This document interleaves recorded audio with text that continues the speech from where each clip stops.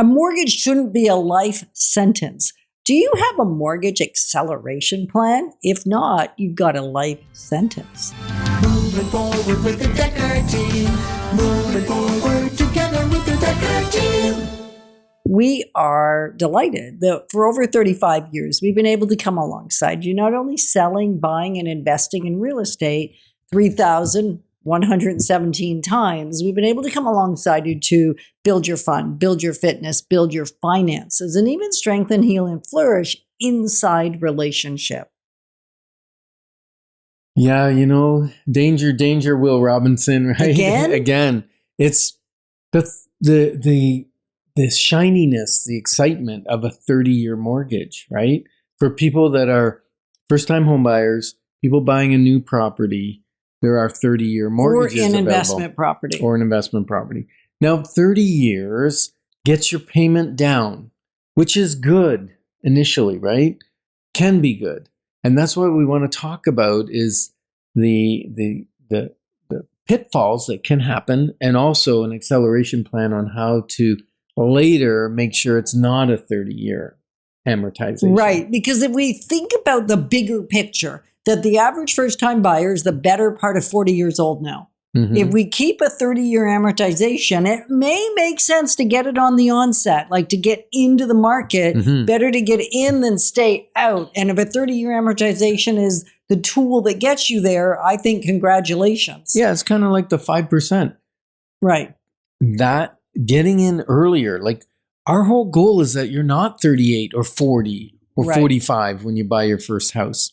We'd like to get people back into buying homes in their 20s because time does the heavy lifting. Right. And back to the thought I wanted to finish, the math. The math freaked me out when we did this before we got on air. And that was if you are 38, 39, 40, and you're buying your first home, because Mm-hmm. maybe the person listening right now is that age and they're saying, yeah, I never thought I could buy a home, so I'd rather buy it now than never buy it. Yeah, for And sure. if we do a 30-year amortization, that means you're 70 and still paying a mortgage. So an acceleration plan is a necessity, For sure. is what we're wanting to drive home. And that's whether you're taking a 25-year mortgage, even a 20-year mortgage, because you have different goals likely if you are taking a shorter amortization to start with.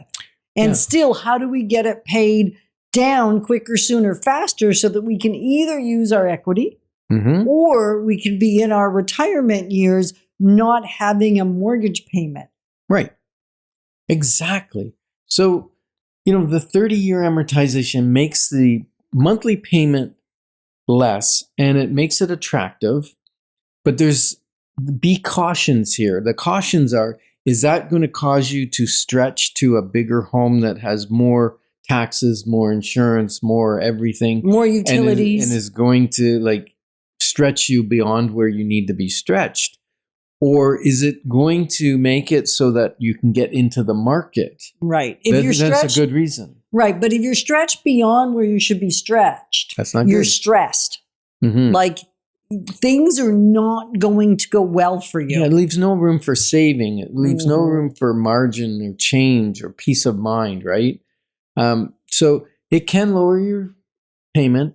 It's going to cost you more in the long run because you're going to pay more interest because they stretched you over 30 years instead of 25. Unless you accelerate. Right. Then it's not going to cost you more. So there's some simple ways to accelerate.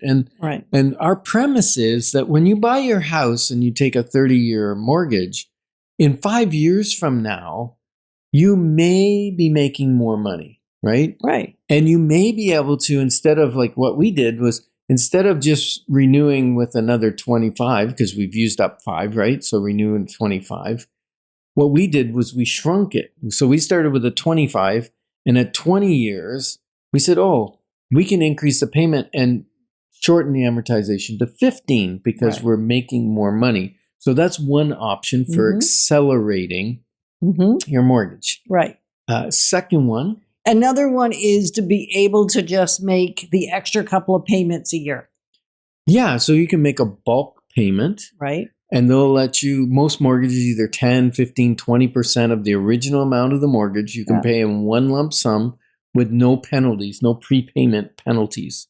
The other thing a lot of mortgages will allow you to do, and they allow both the one-time payment and double up payments. Right. So you could send a message to your bank. Let's say you're doing really well and you're getting extra money every month. You go, you know what? Instead of making one payment on my mortgage, I'm going to double it. And I'm just going to have them take out 2 payments every month so that it goes down a lot faster. Now, you can turn that off at any time. So if your cash flow changes, you have a child and now you got more expenses or whatever the case may be, or one person goes on maternity leave, you just turn that off and you put it back to one payment. You got your lower payment because it's a 30-year am.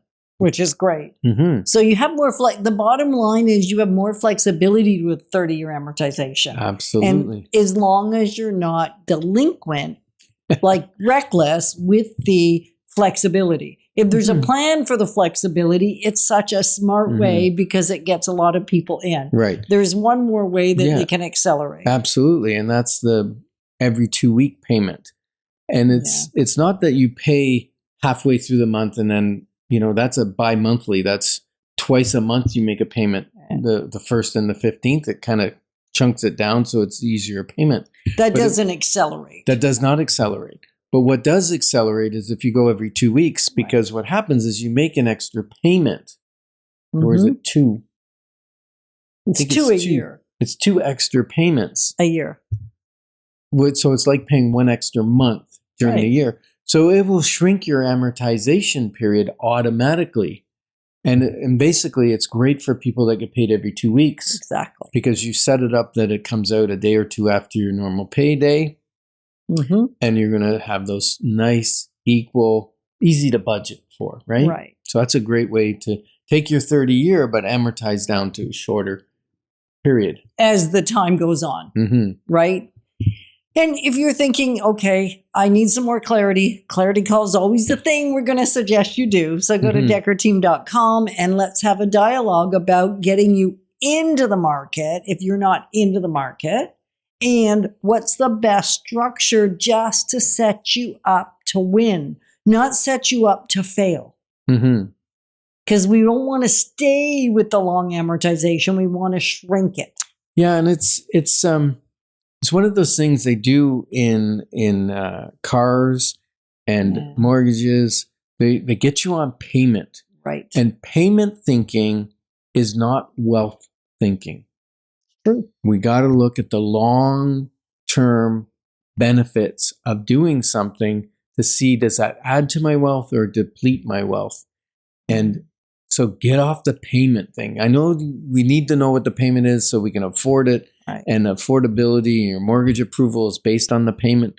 And that's why sometimes to get approved, you got to go to a 30-year just to get into the market. And if you go back to segment B, which we just finished going through the example, the thinking that we did with the 5% down is the same philosophy around getting in with a 30-year amortization. Absolutely. That's great. And, you know, there's an unknown. I don't know. Who is unknown? Unknown writes a lot of quotes. He does. She does. Okay. You don't build wealth by avoiding discomfort. You build it by managing it. And managing it meaning managing your discomfort, right? Yeah. So your first home isn't your dream home. It could be your wealth engine. Treat it accordingly. And we're glad that you've been joining us on Life's Inside Track, because when we move forward together, we've got this. Moving forward with the Dekker team. Moving forward together with the Dekker team.